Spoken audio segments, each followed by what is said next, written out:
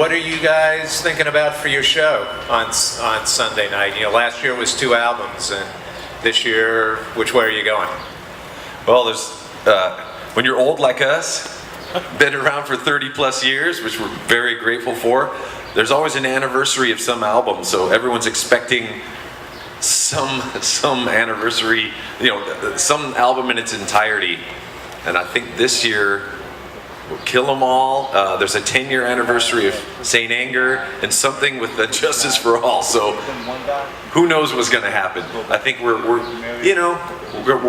find out when Sunday rolls around. That's what we love doing. We've rehearsed obviously some kind of obscure and rarer things, which we obviously love to do, and to challenge people with some of our deep album tracks, and also play some of the big fun stuff. It's always kind of an edge of your seat existence when you're in the world of Metallica, you know. Even for us as band members, it's like half the time we don't even know what we're going to play until it's a half hour before showtime. So we'll see how it goes and what we're feeling, but it's pretty exciting for all of us. You know? Why Detroit? What is it about this place that intrigues you about performing here? You guys needed your grass cut on this island, all right? That's why we're here. Belle Isle.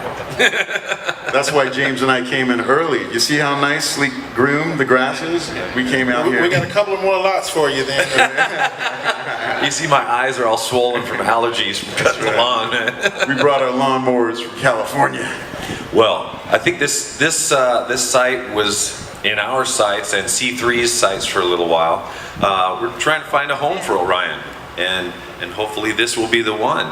You know, there's so much more to just us wanting to have a festival. There's so much that goes into it that we had no idea about, and logistics is one. Getting people in and out of a place, airport, people being able to stay places, things like that. We're testing it out, and this site is amazing. It's beautiful, and so far, yeah, exactly. Wow, we love it here. We love it here, and so far it's going great.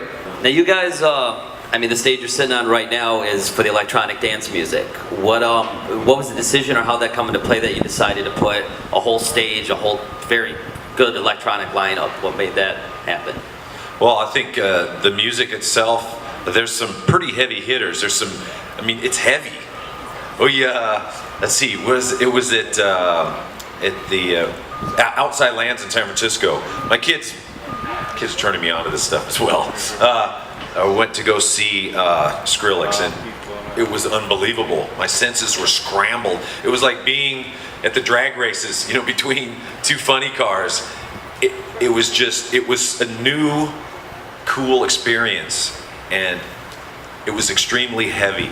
So we like heavy music, so it made some sense to get some of that in here and to represent all kinds of music, and hopefully we've got some good cutting edge EDM in this tent.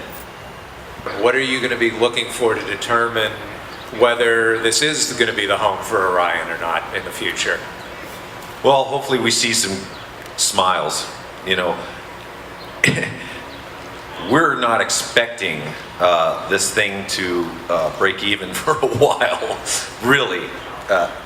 It's a long-term investment, and as a band who's done lots of things over 30 years, this is another venture. We're trying to help make a stamp on music history, and bringing bands who haven't had the chance to play in front of a lot of people, or haven't had a chance to play in front of people that maybe aren't their biggest fans. There's a lot of character building going on here with the audience and with the bands. There's quite a mixture of different kinds of genres of music.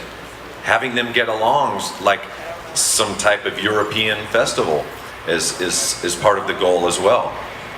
So bands that are playing in front of fans that aren't necessarily theirs is always a good lesson. And after, who knows, 8-10 years, if this thing starts breaking even, then that will put a little more of a smile on our face and won't be as much of a personal investment. What it's like to be sharing a stage right now with the Battlecross guys. And also how Battlecross came to be on the festival. I can't believe this guy talks normally. You know, Really? he's like an animal. Yeah. You know, Just me. I don't know how you It's all sing diaphragm, like- bro. He's got multiple personalities. I can give you a lesson if you want. Yeah, right now. Yeah. How does your voice survive? No drinking. Yeah, good one.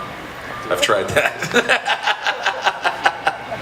Yeah, you know, up and coming heavy metal band. You know, loving it. This is why we're here. you Jose know? Mangan, Sirius XM. Put a bug in your ear. Yeah, Jose. Jose He's the is the man. ambassador for all things heavy on liquid metal there, and he's helped a lot of bands and connecting us. So finding bands that come here and play, and the local boys are here representing. Whew, thanks for that question. That was awesome. And I also have to say that this fest is awesome for the local music community. Like, there's so many people coming through here. Like, there's a chance where a lot of the local bands that would never have a chance to play to an outside source to get their music out, to get to the national stage is awesome. So that helps our national or local bands get a little bit of help getting to national status. Hopefully this is going to be a launch pad for the future for a lot of new upcoming talent bands. It's exciting for us to help propel people's careers in art, all that stuff. It means a lot to us. And not only bands that are playing this festival, but maybe around the other clubs, you know, around the same time, they'll be able to get in and there'll be a buzz around the festival and music in general.